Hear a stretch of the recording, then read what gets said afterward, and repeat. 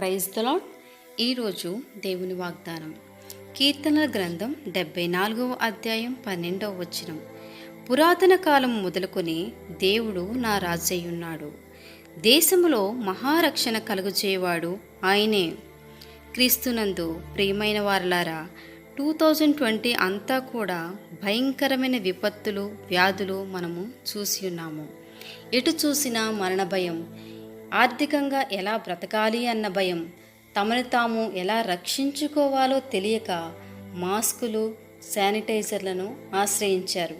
కానీ భూమి మీద ప్రతి ఒక్కరూ ఆశ్రయించవలసిన వాడు పురాతన కాలము మొదలుకొని రాజు, రక్షకుడు, ఆశ్రయదుర్గమయున్న మన ప్రభువైన యేసుక్రీస్తు మాత్రమే.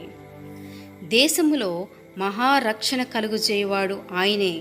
ప్రియమైన సహోదరులారా, రక్షకుడైన యేసయ్య ఈరోజు ప్రపంచంలో, దేశంలో ఉన్న ప్రతి ఒక్కరితో ఈ విధంగా వాగ్దానం చేస్తున్నారు. నా పేరు పెట్టబడిన నా జనులు తమ్మును తాము తగ్గించుకొని ప్రార్థన చేసి నన్ను వెదకి తమ చెడు మార్గములను విడిచిన ఎడల ఆకాశము నుండి నేను వారి ప్రార్థనను విని వారి పాపములను క్షమించి వారి దేశమును స్వస్థపరచుదును. ఆమేన్. అవును ప్రియులారా, మనిషి జీవితము నీటి బుడగ వంటిది. ఏ సమయంలో పగిలిపోతుందో తెలియదు.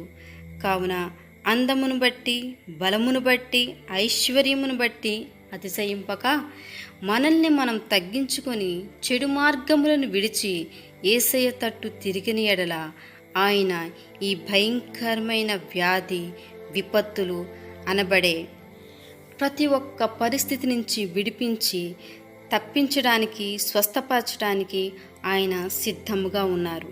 అట్టి కృప మన భారతదేశంలో ఉన్న ప్రతి ఒక్కరము పొందుకుందుముగాక. ఆమేన్.